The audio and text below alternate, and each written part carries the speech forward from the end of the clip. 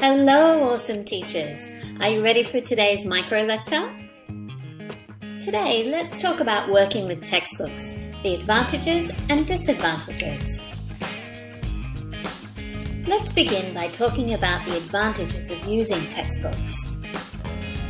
The main advantage is that it's much faster than creating your own material. Most textbooks are graded for a particular level, elementary and so on. Students often expect to use textbooks in a classroom setting.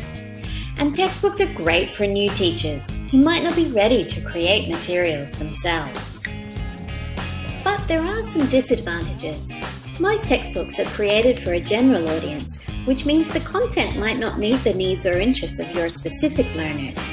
Most language courses are designed to cover the textbook content in order, page by page, and we feel pressure to cover that content in the same way. So what can teachers do with textbooks? Well, if we hone our skills in selecting, rejecting, adapting, or adding to the pages in our textbooks, then it really is our teaching that leads the lesson, not just the textbook.